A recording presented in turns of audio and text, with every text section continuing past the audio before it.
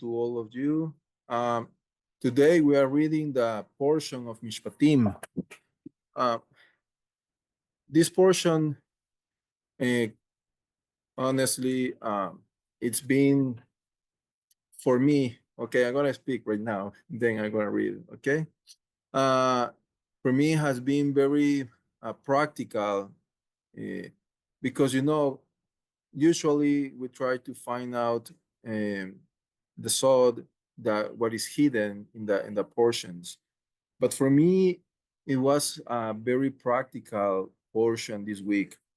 Um, we cannot say, "Oh, we love God and we hate our neighbors." Okay, we cannot say, "Oh, I am the best one um, person who comply with all the commandments." Okay, and at the time we need to give a favor to help the widow, the orphan, the poor, and all these people.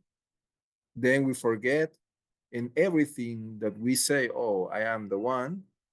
So it's like a trash before the Lord. So that's why I try to explain more about not theory, about practical life. That is the Torah. And when we do practice the Torah, then it converts into life. And we give life to our neighbors. We give life to our own families. So um, I would like to read Tehillim 103, verse 20. It says, "Bless Adonai, all his angels, mighty in strength, who execute his word and listen to the voice of his commandment." Me, as I was explaining to you, that theme of the parasha Mishpatim is responsibility. Responsibility toward our neighbor who is voluntary or involuntary affected by our actions. In this sense, Mishpatim is an explanation of how to live the Ten Commandments, or words, practically speaking. Mishpatim contains more ordinances than any other parasha.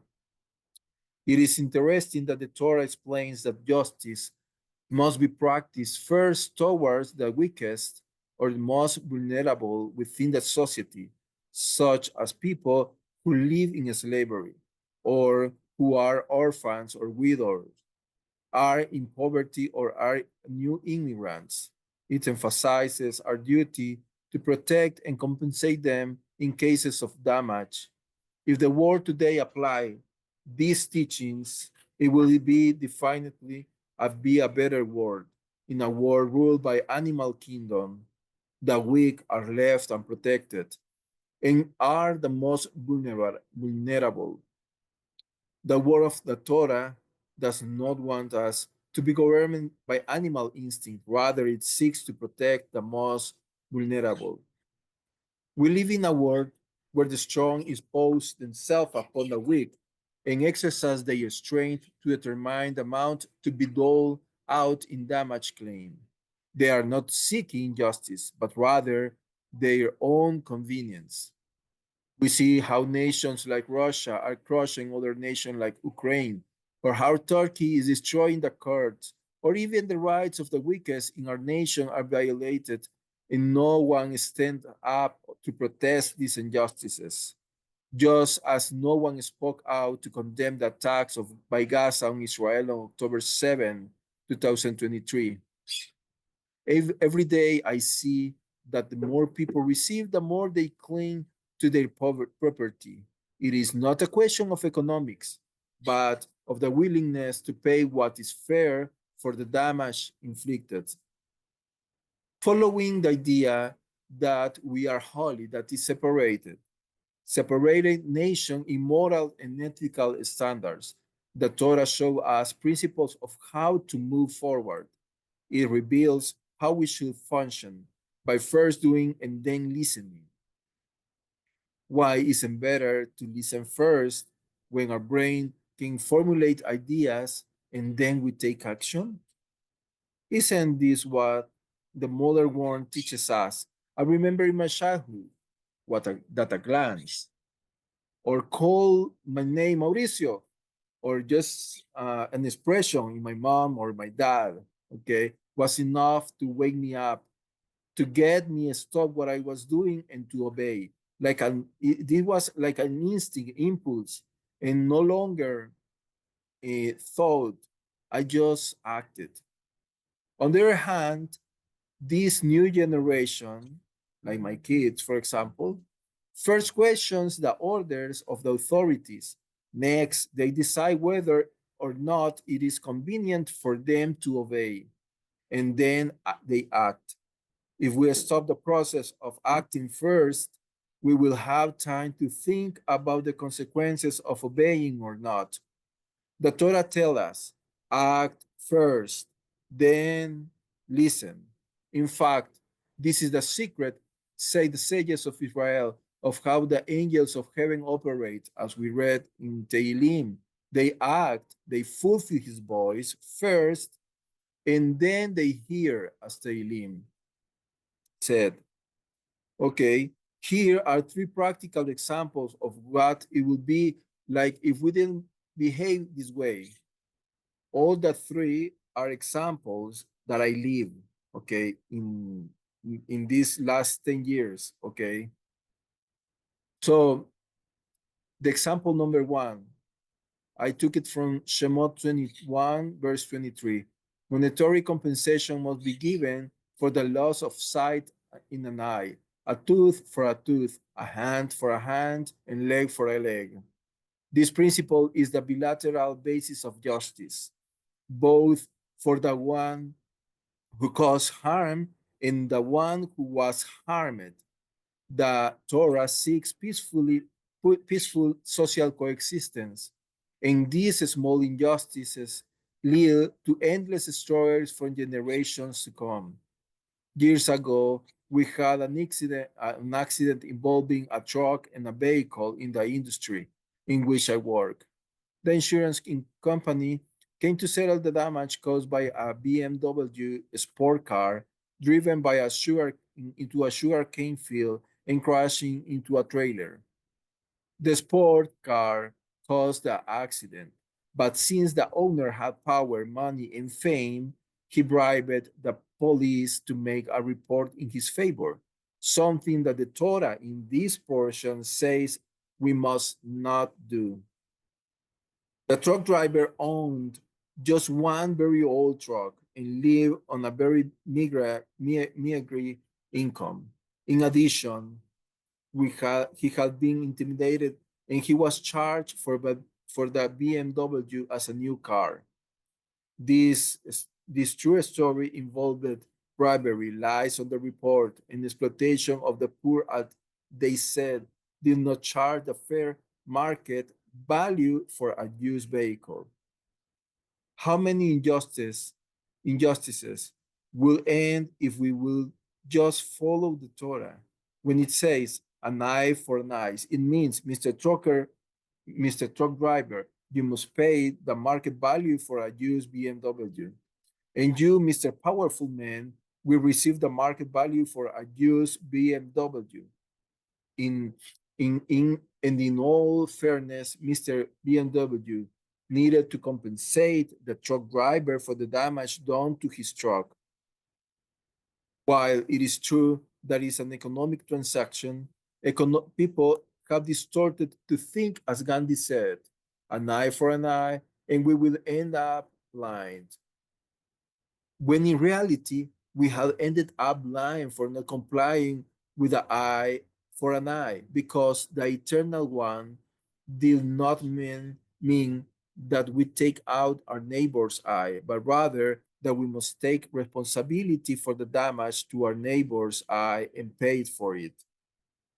Second example, Shemot 22, verse 2 and 3. A thief must restore all that he has stolen. If he does not have the means, he must pay for his theft as a slave.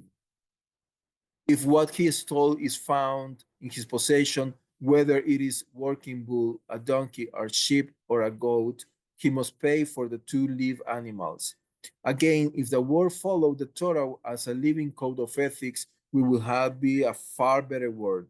In my country, it is considered theft if the value of what was stolen exceeds $1,000, but it is less, is not considered theft. Theft is considered a punishable crime when there is no armed violence, and it just needs to be investigated. Years ago, these types of laws encouraged minors to climb into our trucks in the port area that transported bulk, such as wheat, sugar, corn, rice, fertilizers, etc. To the unit, tier taps. They they tear everything and they start to unload the product into a sack. A tarps a tarp costs about $400, and if a miner fell off the truck, they would demand compensation. Those who refused to allow miners to clean the trucks were threatened with murder or charged rent so their families would be safe to come and go from their homes. This story seems incredible, but I had to reconcile a fractured 10 years old child with his family. What did the Torah says? We are, we are to make restitution. At the end of the year, we easily lost 1,500 metric tons of sugar through petty theft. To have an idea, this is more like to from 500 and to $600,000. Okay, God doesn't want anyone to be a slave because, in fact, the first commandment says, I took you out of Egypt from the house of slavery. But if you cannot take responsibility for your actions, you will have to pay with your labor. Again, an eye for an eye. The would be a slave was not a typical slave who has who was shipped from to the US from Africa. That they had to be treated well, as Shemot 21, verse 20 and 21 says. He was not a slave for life because he had to endure a compensation period of 6 years before being set free in the seventh year. If his debt, which caused his slavery, was paid, he could be freed sooner. That is, his slavery was redeemed. The war was not for free, says the Marine 15:13 to 18. And when you send him free from you, you shall not send him empty-handed. You shall surely provide him from your flock, from your threshing floor, and from your winepress of what the Lord your God has blessed you. You shall give him, and you shall remember that you were a slave in the land of Egypt, and that the Lord your God redeemed you. Therefore, I command you this today: do not be alarmed when you set him free from you, for he will have served you 6 years, twice much as a day laborer. And the Lord your God will bless you in that all that you do. Technically, it was not slavery, as viewed today in parts of the world, with human trafficking, physical, psychological, and sexual exploitation. Rather, he was more like being a servant or a worker. So, getting back to the example, what will have been applied? What will be have been applied in the Torah to these child thieves? In the case of the sugar, they will have been ordered to learn to work so that they will know that they were better than thieves. It was about re-educating people to know the values of the thing. The third example is in Shemot 23, verse 4 and 5 says, if you find your enemy's bull or donkey straying, you must bring it back to him several times if necessary. When you see the donkey or a fellow countryman from you hate crouching under its load, you will not accept helping it. Rather, you must help the person again. The Torah acts as a natural way. The main point is that there is a hatred towards one's neighbor. It is natural to be indifferent, but the Torah orders us, do not be indifferent, help him. Why would it be ordered us to help someone we hate? The answer is very simple. The Torah seeks to make us grow. By doing good to him, the other person may consider or may reconsider, so in the future we might have a healthy relationship. How can we apply this today to the donkey of that time? Let's suppose that you have a terrible neighbor who has a flat tire. What should you do? Pass by? Be indifferent? The Torah says, stop, go and help him. You will certainly gain a friend. By helping him, you are building bridges. If you don't act before thinking, we will probably never help him because our natural thoughts will remain like a shoe chewing its cud, and we won't take action. Again, in my life, I have seen how helping people who does not like me turns them into a ally once I help them through their difficulties. How can we sum up this parasha? Love your neighbor as yourself. If we look at these three examples taken from everyday's life, they shall stem from the Ten Commandments. The first is, you shall not bear false witness. The second is, you shall not steal. The third is, you shall not covet. The Mishpatim are derived from these 10. Let us set aside our active ego, our pride, and we will be able to enjoy the fruits of doing and then listening. Shabbat Shalom.